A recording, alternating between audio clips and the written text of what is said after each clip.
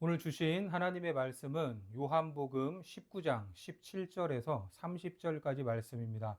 같이 봉독하겠습니다.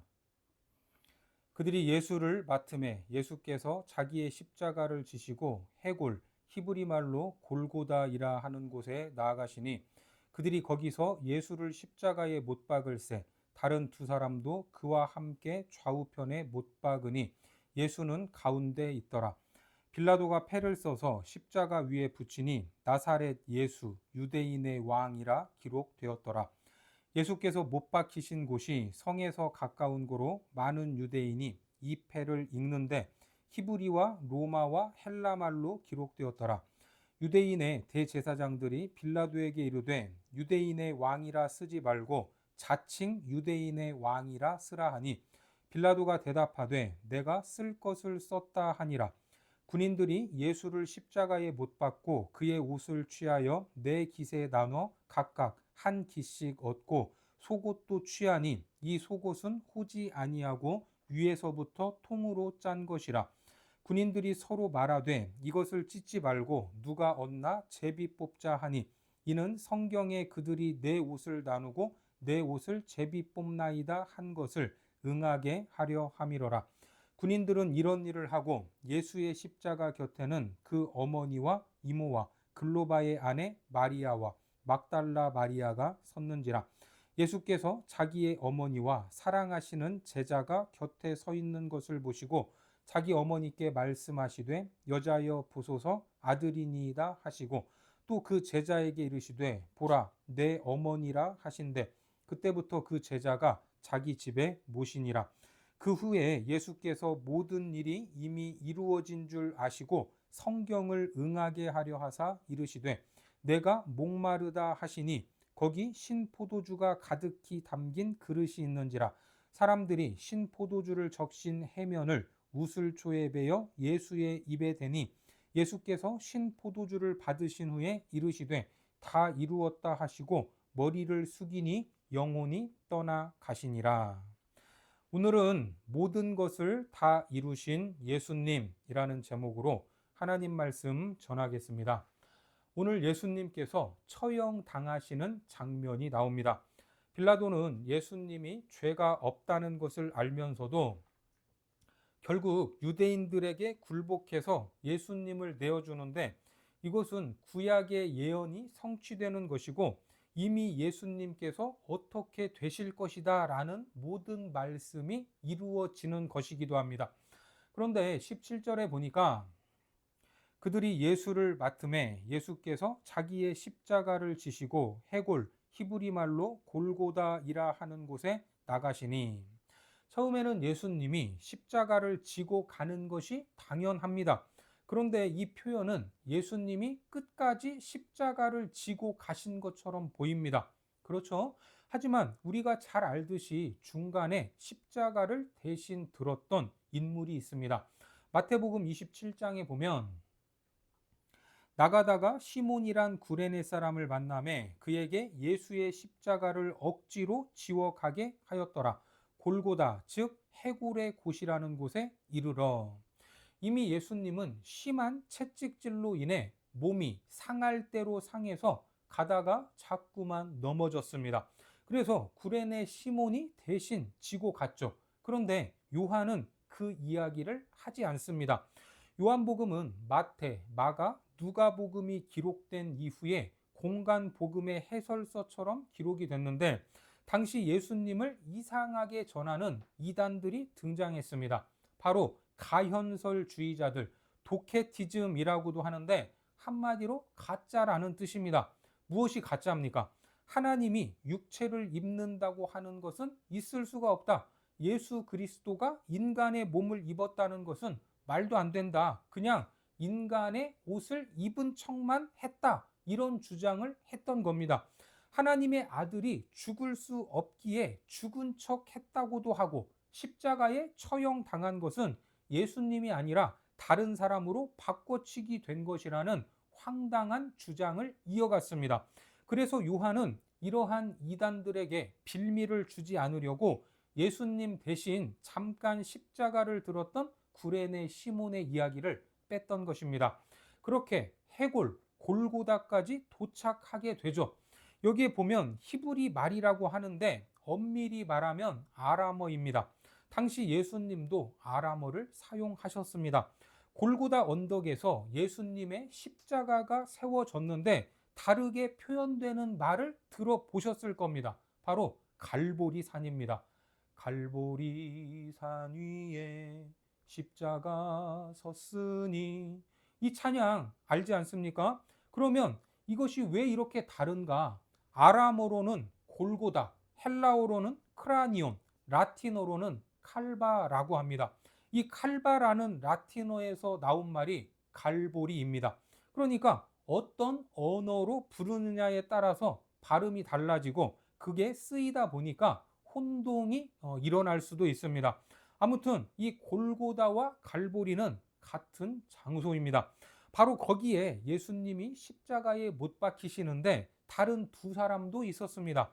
18절에 보면 그들이 거기서 예수를 십자가에 못 박을새 다른 두 사람도 그와 함께 좌우편에 못 박으니 예수는 가운데 있더라. 주님의 십자가가 중간에 있고 좌우에 다른 십자가가 있었던 겁니다. 이것은 마치 왕의 좌우에 시복하는 신하들이 있는 것처럼 배치된 것으로 예수님이 처형을 당하고 있지만 여전히 왕적인 존재다라는 것을 드러내는 상징적인 장면입니다. 그래서 가운데 계시다 하는 것이 중요합니다. 그런데 빌라도가 패를 써가지고 그 십자가 위에 붙여요. 자, 이렇게 붙이죠. 19절에 보면 빌라도가 패를 써서 십자가 위에 붙이니 나사렛 예수 유대인의 왕이라 기록되었더라. 당시 로마는 처형당하는 사람의 목이나 몸에 죄목을 부착하기도 했는데 예수님은 십자가 위에 명패를 붙였습니다. 출신은 나사렛, 이름은 예수, 죄명은 유대인의 왕으로 행사했다는 겁니다. 물론 예수님의 죄목은 빌라도가 밝혀낸 것이 아니라 유대교 지도자들이 예수님을 모함한 것입니다. 그리고 유대인의 왕이라고 하는 존재가 로마의 권세 아래서는 참으로 무력하다라는 것을 보여주는 정치적인 목적도 있었습니다. 유대인의 왕은 아무것도 아니다라는 것이죠.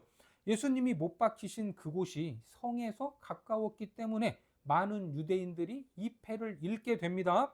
20절에 보니까 예수께서 못 박히신 곳이 성에서 가까운 고로 많은 유대인이 이 패를 읽는데 히브리와 로마와 헬라말로 기록되었더라.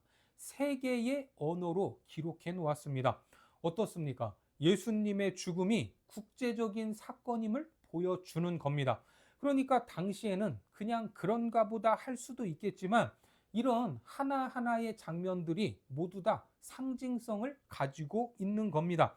그런데 제사장들에게는 유대인의 왕이라는 이 죄목이 불편했습니다. 그래서 빌라도에게 찾아가서 말을 하죠. 뭐라고 합니까? 21절과 22절에 유대인의 대제사장들이 빌라도에게 이르되 유대인의 왕이라 쓰지 말고 자칭 유대인의 왕이라 쓰라 하니 빌라도가 대답하되 내가 쓸 것을 썼다 하니라. 앞에다가 자칭이라는 한 단어를 넣어달라고 합니다. 왜 그렇습니까? 스스로 왕이라고 떠들고 나쁜 짓을 하다가 죽는 것처럼 보이고 싶었던 겁니다. 하지만 빌라도는 단칼에 거절하죠. 원래 예수님을 풀어주려고 했는데 지금까지 유대인들에게 밀려서 어쩔 수 없이 여기까지 왔는데 더 이상 밀리고 싶지 않았던 겁니다. 결국 유대교 지도자들은 빌라도의 권세를 빌려 자기들의 목적은 달성했지만 자기들 역시 조롱거리로 변했다는 이 사실은 받아들여야 했습니다. 그리고 군인들이 예수님을 십자가에 못 박고 그의 옷을 취하여 네 조각을 내줘 겉옷, 그래서 제비를 뽑아서 한 몫씩 나누어 갔습니다. 23절과 24절을 보겠습니다. 군인들이 예수를 십자가에 못 박고 그의 옷을 취하여 네 기세 나눠 각각 한 기씩 얻고 속옷도 취하니 이 속옷은 호지 아니하고 위에서부터 통으로 짠 것이라. 군인들이 서로 말하되 이것을 찢지 말고 누가 얻나 제비 뽑자 하니 이는 성경에 그들이 네 옷을 나누고 내 옷을 제비 뽑나이다 한 것을 응하게 하려 함이러라. 군인들은 이런 일을 하고. 여러분, 이게 무슨 말입니까? 속옷까지 벗겼습니다. 십자가 위에 예수님은 실오라기 하나 걸치고 있지 못했던 겁니다. 예수님은 그렇게 수치 속에 사람들 앞에 노출되어 있었습니다.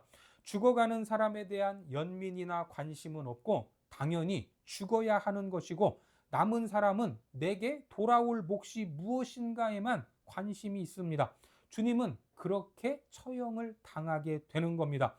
그리고 다음 장면을 보여주고 있는데, 예수님의 십자가 곁에 누가 있었습니까? 어머니가 있었습니다. 25절에 보면 예수의 십자가 곁에는 그 어머니와 이모와 글로바의 아내 마리아와 막달라 마리아가 섰는지라. 놀랍게도 다들 여성들만 있습니다. 제자들도 다 도망가서 남자들은 하나도 없어 보이지만 적어도 한 사람은 있었습니다. 누굽니까? 예수님이 사랑하시는 제자였습니다. 26절에 예수께서 자기의 어머니와 사랑하시는 제자가 곁에 서 있는 것을 보시고 자기 어머니께 말씀하시되 여자여 보소서 아들이니이다 하시고, 이름을 밝히고 있지는 않지만 이 제자를 요한이라고 하는데 이의가 없습니다. 계속해서 27절에 또 그 제자에게 이르시되 보라 내 어머니라 하신대 그때부터 그 제자가 자기 집에 모시니라. 여기서 한 가지 이상한 점이 있죠. 예수님은 어머니인 마리아에게 여자여라고 말씀을 하시고 제자에게 부탁하실 때는 내 어머니라고 하십니다. 이 표현은 가나의 혼인잔치 자리에서도 나왔던 표현이죠. 요한복음 2장 4절에 예수께서 이르시되 여자여 나와 무슨 상관이 있나이까 내 때가 아직 이르지 아니하였나이다. 여러분, 이게 무슨 의미인가? 지금 벌어지고 있는 일들이 혈연적 인간 관계의 일이 아니라 하나님의 뜻 안에서 이루어진다는 겁니다. 요한에게 이제는 너의 어머니다라고 하면서 새로운 개념의 가족을 말씀하십니다. 이미 가족들이 예수님을 찾아왔을 때 이렇게 말씀하셨던 적이 있었죠. 마태복음 12장에 말하던 사람에게 대답하여 이르시되 누가 내 어머니이며 내 동생들이냐 하시고 누구든지 하늘에 계신 내 아버지의 뜻대로 하는 자가 내 형제요 자매요 어머니이니라 하시더라. 그러니까 이 죽음을 통해서도 사적인 슬픔을 넘어서서 새로운 가족의 개념을 만들어 주셨습니다. 지금 내 어머니라고 이야기를 하면 둘과의 관계로만 국한될 수가 있죠. 그러니까 여자라고 이야기를 했고 사랑하는 제자를 또 부르시고 그래서 봐라 너의 어머니다 보십시오 당신의 아들입니다. 그렇습니다. 피 한 방울 섞이지 않았지만 하나님의 뜻 안에서 하나님 안에서 살아가는 그 뜻 안에서 우리가 어떻게 혈연 이상의 사랑의 관계를 유지할 수 있는지를 주님께서는 명령하시고 가르쳐 주시는 놀라운 이야기입니다. 그리고 그 후에 예수님이 모든 일이 다 이루어진 줄 아시고 성경을 응하게 하려 하사 이르시되 내가 목마르다고 말씀을 하시죠. 28절을 보겠습니다. 그 후에 예수께서 모든 일이 이미 이루어진 줄을 아시고 성경을 응하게 하려 하사 이르시되 내가 목마르다 하시니. 자, 주님은 드디어 부여받은 임무를 끝까지 다 수행하셨습니다. 그런데 내가 목마르다, 생수의 근원이신 그분이 목마르다고 하시는데 몸에서 물과 피가 다 쏟아져 나갔기 때문에 느끼는 갈증이지만 동시에 구약에서 예언된 말씀의 실현이기도 합니다.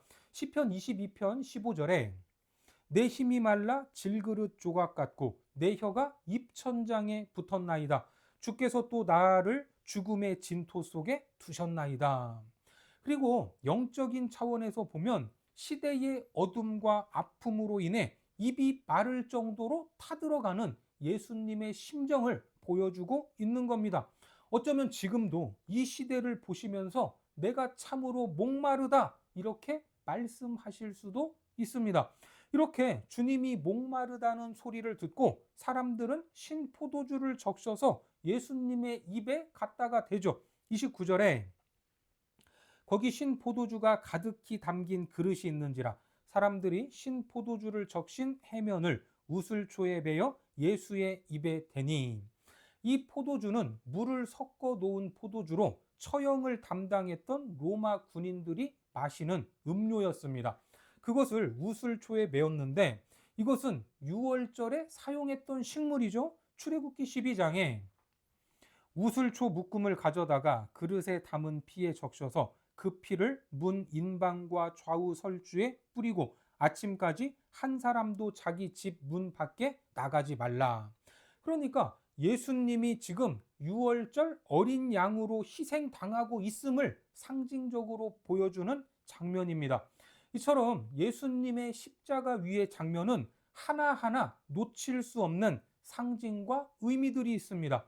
그렇게 예수님은 신포도주를 받으시죠. 30절에 예수께서 신포도주를 받으신 후에 이르시되 다 이루었다 하시고 머리를 숙이니 영혼이 떠나 가시니라. 다 이루었다, 이 말은 목표, 목적으로 세상에서 해야 할 일을 다 성취했다는 뜻입니다. 하나님이 예수님을 세상에 보내시면서 하라고 명령하신 일들을 남김없이 다 이루셨습니다.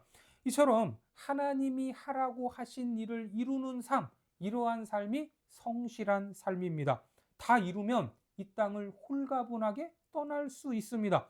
이제 다 이루었기 때문에 아버지께로 돌아가면 됩니다. 그리고 머리를 숙이시니, 자, 숨이 지면 고개가 떨구어지는데 보내신 분에게 자기를 철저히 맡기는 겁니다. 그리고 영혼이 떠나가시니라. 떠나가다라는 것은 엄밀한 의미에서 넘겨준다는 뜻입니다. 그냥 세상을 떠나는 것이 아니라 당신의 모든 삶을 아버지께 넘겨드리는 겁니다. 그래서 누가복음 23장에서는 예수께서 큰 소리로 불러 이르시되 아버지여 내 영혼을 누구의 손에, 아버지의 손에 부탁하나이다 하고 이 말씀을 하신 후 숨지시니라. 그렇습니다. 당신의 영혼을 받아주실 아버지께로 넘겨드린다고 말씀하고 있습니다. 바로 이것이 십자가 위에서 일어난 사건들입니다. 어느 한 장면 놓칠 수 없는 참으로 놀라운 것입니다. 사람은 누구나 다른 사람의 큰 고통보다는 자기 손톱 밑에 가시가 더 신경 쓰일 수밖에 없습니다. 그리고 그 고통에만 몰두하게 되죠. 그런 고통이 있으면 아무것도 보이지 않고 오직 나의 고통만 보게 됩니다. 그런데 주님은 우리의 죄악으로 인해 수치를 당하시고 말로 다 할 수 없는 참담한 육체적 고통을 겪으시면서 하나님이 주신 그 모든 소명을 이루시기 위해 십자가에 달리셨습니다. 마지막 순간에도 여자여 보소서 당신의 아들입니다. 요한에게도 보라 너의 어머니다 라고 하시면서 이제 새로운 인류가 믿음 안에서 한 가족이 되고 공동체를 이루고 서로 사랑과 존중하며 살아갈 것을 말씀하셨습니다. 얼마나 위대한 마무리입니까? 특별히 생수의 근원이 되신 예수님이 십자가 위에서 내가 목마르다 하신 말씀이 울리는 것 같습니다. 그리고 지금 이 시대와 한국교회를 보시면서 뭐라고 말씀하실지 생각해 봅니다. 지금 우리는 주님의 그 목마름에 어떻게 반응을 하고 있는가? 우리의 모습이 주님을 시원하게 할 만한 모습인가? 하나님의 마음을 시원하게 해드리지 못하기에 주님은 지금도 내가 목마르다 하시는 것만 같습니다. 우리가 살아가는 모습이 우리 한국교회가 우리의 주인 되신 예수님께 시원한 물 한 잔을 드리는 것이라면 얼마나 좋겠습니까? 성경은 그런 사람을 충성된 사자라고 말합니다. 잠언 25장에 충성된 사자는 그를 보낸 이에게 마치 추수하는 날의 얼음 냉수 같아서 능히 그 주인의 마음을 시원하게 하느니라. 우리가 이제는 보냄을 받은 자로서 우리를 보내신 주님께 그 주님의 목마름을 시원케 하기를 바랍니다.